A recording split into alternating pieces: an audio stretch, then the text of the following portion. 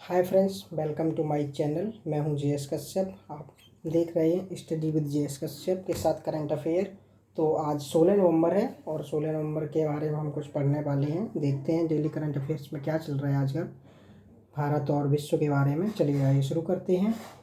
पहला प्रश्न है आपका, भारत और अमेरिका के बीच होने वाला 18वां युद्ध अभ्यास कहाँ आयोजित हुआ? तो आपके ऑप्शंस हैं उत्तराखंड, राजस्थान, वेस्ट बंगाल या आंध्र प्रदेश। मैंने जहाँ ज़रूरत था वहाँ हिंदी और इंग्लिश दोनों को लिखा है, और जहाँ इजीली समझ में आ सकता है वहाँ मैंने हिंदी को छोड़ दिया है। तो आपको अगर कोई प्रॉब्लम है तो आप कमेंट सेक्शन में जाके मुझे इस बात से रूबरू करा सकते हैं, बता सकते हैं। तो हमने देखते हैं इसको। तो इस प्रश्न का सही आपका आंसर हो जाएगा उत्तराखंड। तो जो 18वां संस्करण है भारत और अमेरिका का, इस एक्सरसाइज का नाम है युद्ध अभ्यास। तो ये उत्तराखंड में आयोजित किया जा रहा है और ये 2 वीक का मतलब 15 दिन का कार्यक्रम है, एक्सरसाइज है। इसका जो पिछला एक्सरसाइज का एडिशन था वो अलास्का, जो कि यूएसए का भाग है, वहाँ 2021 में अक्टूबर में आयोजित किया गया था। और इसमें जो भाग ले रहे हैं पार्टिसिपेंट्स जो है आपके यूएस आर्मी के सोल्जर्स की 2nd brigade of 11th airborne division, ये डिवीज़न का नाम है। जैसे हमारे यहाँ की भारतीय जो इंडियन आर्मी है उसकी जो आसाम रेजिमेंट है वो भाग ले रही है, ऐसी उसकी 11th एयरबोर्न डिवीज़न भाग ले रही है। इसको 2004 में स्टार्ट किया गया था और आपका ये 18वां एडिशन है 2022 में। तो इस प्रकार इस प्रश्न का सही आंसर हो जाएगा उत्तराखंड।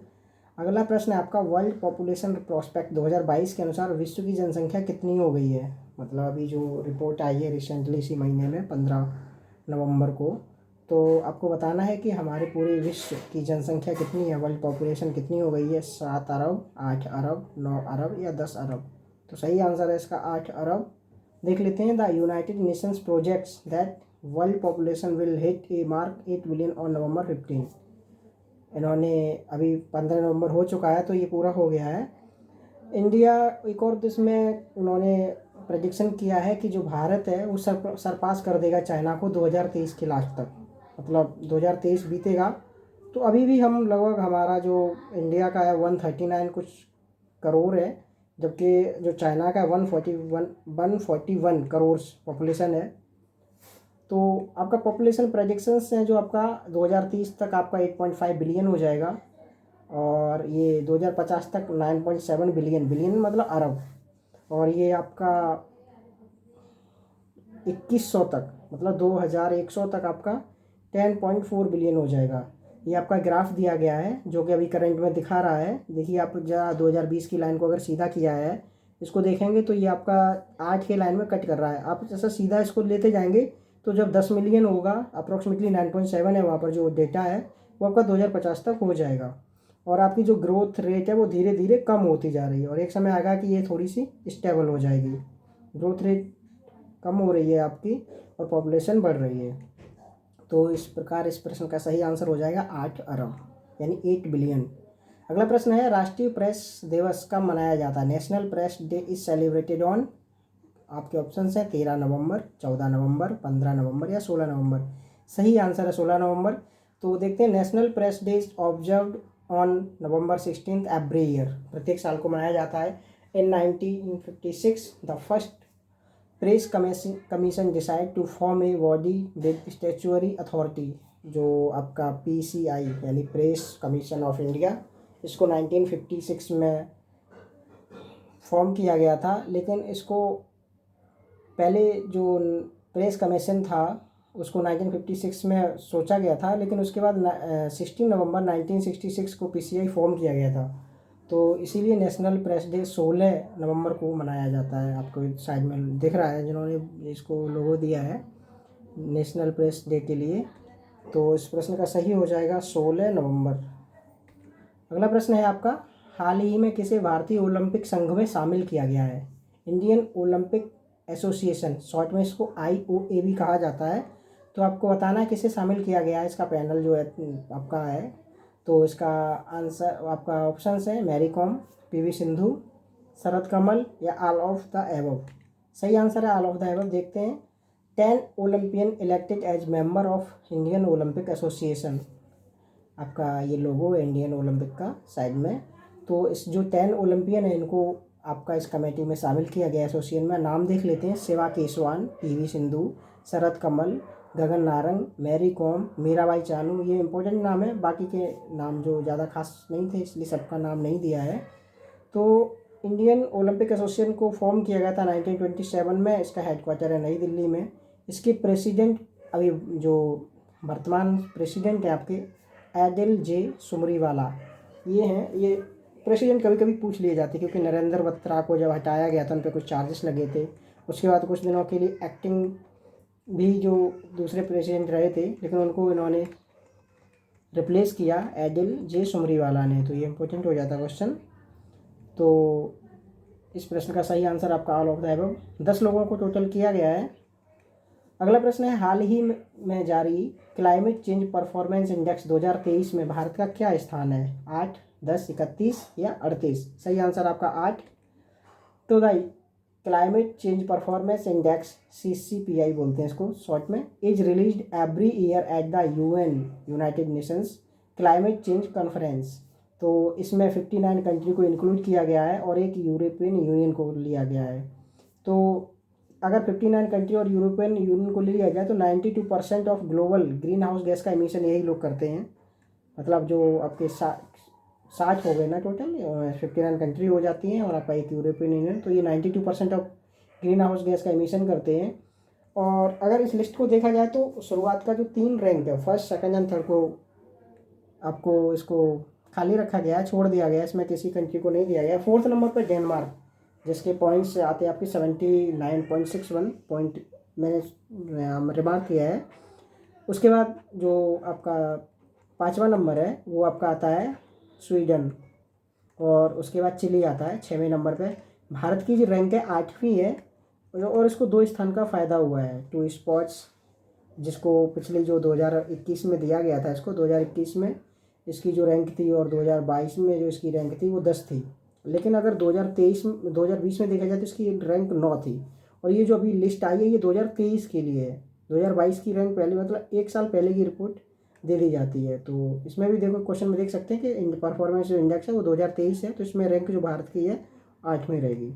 अगला प्रश्न है, हाल ही चर्चा में रहा ऑपरेशन वरखानी किससे संबंधित है? आपको बताना, आतंकवाद का मुकाबला करने के लिए, मंगल ग्रह के मिशन का नाम, महामारी से निपटने की योजना, या जलवायु परिवर्तन रोकने की योजना? सही आंसर है आपका ऑप्शन ए, आतंकवाद का मुकाबला। तो एक जगह है सहारा, जो साहिल क्षेत्र बोलते हैं, अफ्रीका का एक एरिया है जिसमें काफ़ी कंट्री, आपकी घाना वगैरह ये कंट्री आती हैं। साहिल क्षेत्र पूरा क्षेत्र है अफ्रीका में। तो इस पर फ्रेंच यानी फ्रांस जो है ना, फ्रांस के जो प्रेसिडेंट हैं इमैनुअल मैक्रो, इन्होंने अनाउंस किया है कि अभी जो बहुत जो डिकेड लॉन्ग, मतलब दशकों से चला आ रहा जो ऑपरेशन है वरखानी, उसको ख़त्म किया जाएगा। लेकिन उन्होंने फिर भी बोला कि our military support for African countries will continue but according to new principle that we have defined with them. लेकिन मतलब हम सहायता करेंगे, लेकिन वो अलग तरीके से सहायता करेंगे। इस मिलिट्री ऑपरेशन को जनवरी 2013 में शुरू किया गया था, लेकिन 2014 में इसका नाम बदल करके ऑपरेशन वरखानी कर दिया गया, और इसको एम किया गया कि टेररिज्म को ये काउंटर करेगा। तो इसका ऑब्जेक्टिव था was to assist local armed forces to prevent the resurgence of non state armored groups across the Sahel reason.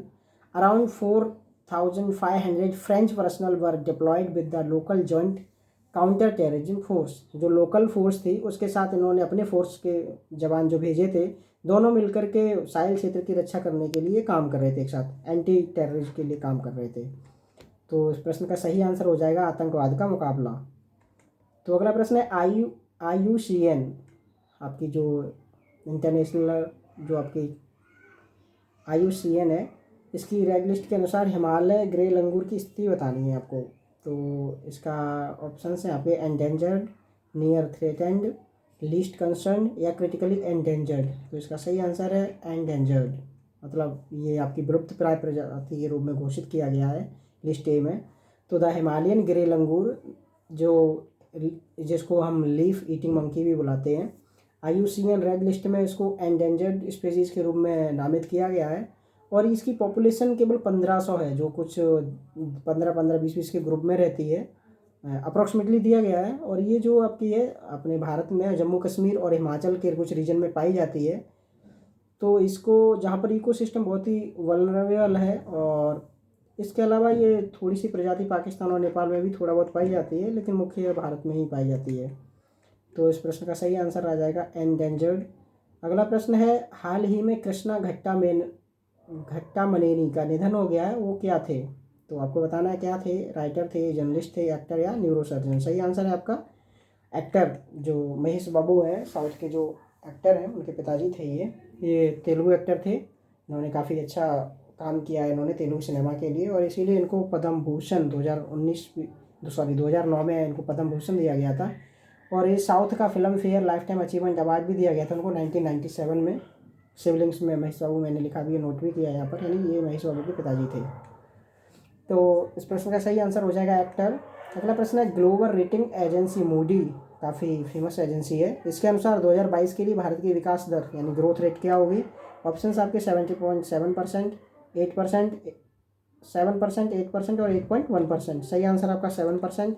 तो Moody's Investors Service on Friday, मतलब जो लास्ट फ्राइडे है, lowered India's economic growth projection for 2022 to 7% from 7.7।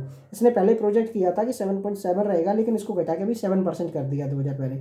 ये पहली बार नहीं, ये दूसरी बार घटा गया, उससे पहले भी देखिए, this is the second time that Moody's investors services has cut India's growth estimated in सितंबर। उन्होंने पहले सितंबर में भी इसको कट किया था, उसको पहले उन्होंने जो प्रेडिक्शन किया था वो 8.8 किया था, लेकिन उसको सितंबर में घटा करके 7.7 कर दिया गया, और एक बार फिर पुनः घटा करके 7.7 से 7% कर दिया गया। तो इस प्रश्न का सही आंसर हो जाएगा 7%। आपका मंथ देखा जाएगा, अभी नवंबर चल रहा है तो इसमें नवंबर ऐड कर सकते हैं एग्जाम में, अगर सितंबर में आ जाएगा तो 7.7 रहेगा। तो अगला प्रश्न है, आंसर भी मैंने नोट ही किया है, नेशनल न्यूबॉर्न वीक कब सेलिब्रेट किया जाता है? तो आंसर आपका है 15 से 21 नवंबर, और इसकी थीम रखी गई है safety, quality and nurturing care every newborn worth right. तो आपका जो प्रत्येक जो न्यूबॉर्न है उसको सेफ्टी मिले, उसको सुरक्षा मिले आपकी, और उसका सही तरीके से पालन पोषण किया जाए, इसलिए इस वीक को मनाया जाता है। तो ये आपके क्वेश्चन थे। कुछ न्यूज़ फीड भी देख लेते हैं कि अभी जो पहला न्यूज़ है आपका, Narendra Modi has participated in G20 summit which is being held in Bali, Indonesia. अभी इंडोनेशिया में जो G20 की समिट चल रही है 17th, इसमें अपने भारत के प्रतिनिधि के रूप में श्री नरेंद्र मोदी जी ने भाग लिया है, और उन्होंने कुछ पॉइंट्स रखे हैं जिसमें जो पहले दिन के पॉइंट्स हमने नोट किए हैं। जहाँ पर इंडोनेशिया के जो प्रेसिडेंट है अभी जोको विडोडो हैं, तो मोदी जी ने कहा कि 2030 तक हमारी ज़रूरतों का हम 50% जो इलेक्ट्रिसिटी है वो रिन्यूएबल सोर्सेज से हम प्रोड्यूस करने वाले हैं, कर लेंगे। और उन्होंने बताया कि आप सब लोगों से बोला कि नेचुरल फार्मिंग कीजिए, जिससे खाद्य श्रृंखला में आपकी जो खाद्य सुरक्षा है आपकी बनी रहेगी। नहीं तो ऐसा आएगा किसी दिन कि आपकी जो खाद्य श्रृंखला जो आपूर्ति है उसको बाधा हो सकती है, क्योंकि फर्टिलाइजर्स का बहुत शॉर्टेज हो रहा है। हम फर्टिलाइजर्स उतनी मात्रा में नहीं दे पा रहे हैं जितना किसानों को चाहिए, तो ये शॉर्टेज की वजह से आपका पैदावार कम हो जाएगा, और फ्यूचर में जब और ज़्यादा हो जाएगा तो प्रॉब्लम्स हो सकते हैं। तो उन्होंने फर्टिलाइजर्स की शॉर्टेज पे भी बोला है कि हमको या तो प्रोवाइड कीजिए या फिर नेचुरल, और इससे अच्छा है कि नेचुरल फार्मिंग कीजिए, जो कि सेहत के लिए भी बहुत अच्छा रहेगा। उसके अलावा उन्होंने बोला है कि जो रसिया यूक्रेन फायर जो युद्ध चल रहा है उसको भी सीज फायर करना चाहिए, तो जिससे कि एक पीसफुल वर्ल्ड की अपेक्षा की जा सकती है। उसके अलावा सुप्रीम कोर्ट ने बताया है कि जो फोर्स्ड कन्वर्जन है, अभी बहुत सारे कर्नाटका में और भी अन्य जगह पे चल रहा है, फोर्स्ड कन्वर्जन बहुत ज़्यादा न्यूज़पेपर में रह रहा है, तो उसने बोला ये अफेक्ट आपका नेशनल सिक्योरिटी को अफेक्ट कर सकता है, और केंद्र सरकार से बोला है कि इस मामले को संज्ञान में लिया जाए। जो फ्रीडम ऑफ रिलीजन है उसके पर विचार किया जाए, उसको डिस्कस किया जाए। आप फ्रीडम ऑफ रिलीजन के तहत क्या ये सही है या गलत है, या फिर इसको नेशनल सिक्योरिटी में कोई बाधा आ सकती है, इसके लिए उन्होंने बात की है। उसके अलावा एक और न्यूज़ है, ममता बनर्जी जो है, जो वेस्ट बंगाल की चीफ मिनिस्टर हैं, उन्होंने मुर्मू जी से माफ़ी मांगी है, क्योंकि इनके एक मंत्री जिनका नाम था अखिल गिरी, इन्होंने उन पर भद्दा सा कमेंट किया था, द्रौपदी मुर्मू पे कमेंट कर दिया था कि उनके वो कैसी दिखती हैं, आदिवासी हैं, तो इस पर थोड़ा सा उन्होंने भद्दा कमेंट किया था, तो उनकी ममता बनर्जी ने उस पर माफ़ी मांगी है। अगला, वर्ल्ड बैंक ने बोला है कि इंडिया को अपने कम से कम 840 बिलियन चाहिए, जो अर्बन की पॉपुलाइजेशन की नीड्स है उसको पूरा करने के लिए, उसको इतना खर्च करना होगा, स्पेंड होना चाहिए। यहाँ पर मिस्टेक हो गया, प्रिंटिंग मिस्टेक, वो राइटिंग मिस्टेक है। तो ये वर्ल्ड बैंक के आंकड़े हैं। तो अगला है ICC T20 world cup team. ICC ने अपनी T20 टीम 2022 के लिए सिलेक्ट की है, जिसमें विराट और सूर्य को मेंबर बनाया गया और हार्दिक को 12वां प्लेयर रखा गया। और ये जो टीम है इनमें कुछ प्लेयर्स हैं, जैसे आपका एलेक्स हेल्स जो इंग्लैंड के प्लेयर हैं, जॉस बटलर इंग्लैंड के प्लेयर हैं, विराट कोहली भारत के, सूर्य कुमार यादव भारत के हैं, ग्लेन फिलिप्स न्यूजीलैंड के हैं, सिकंदर रजा आपके जिम्बाब्वे के प्लेयर हैं पाकिस्तानी मूल के, शादाब खान पाकिस्तानी स्पिनर ऑलराउंडर हैं, सैम करन इंग्लैंड के ऑलराउंडर हैं आपके बॉलिंग ऑलराउंडर, ऑनरिच नॉर्किया ये आपके साउथ अफ्रीका के बॉलर हैं, मार्क वुड इंग्लैंड के बॉलर और शाहीन अफरीदी पाकिस्तान के बॉलर हैं, फास्ट बॉलर। तो इन लोगों को इसमें शामिल किया गया है ICC T20 world cup team. अगला प्रश्न है, कुछ आंकड़े आए थे रिटेल इन्फ्लेशन के जो आपका अक्टूबर में इन्फ्लेशन है वो 6.77% हो गया है, जो सितंबर में 7.41% था। मतलब ये पहले 7% से ज़्यादा था और 7% से कम आ गया 6.77%। जबकि आपका होलसेल इन्फ्लेशन है वो 8.4% हो गया है, जबकि पिछले जो सितंबर में था वो 10.7% था। तो ये अच्छी चीज़ है। तो वीडियो देखने के लिए आपको बहुत बहुत धन्यवाद। अगर आपको कोई भी चेंजेस कुछ नया चाहिए और कुछ आप सजेशन देना चाहते हैं तो आपका स्वागत है। आपके लाइक्स और कमेंट्स हमको और बेहतर बनाने में सहायता करते हैं। वीडियो को देखने के लिए पूरा बहुत बहुत धन्यवाद। मिलते हैं नए वीडियो में, तब तक के लिए नमस्कार, जय हिंद।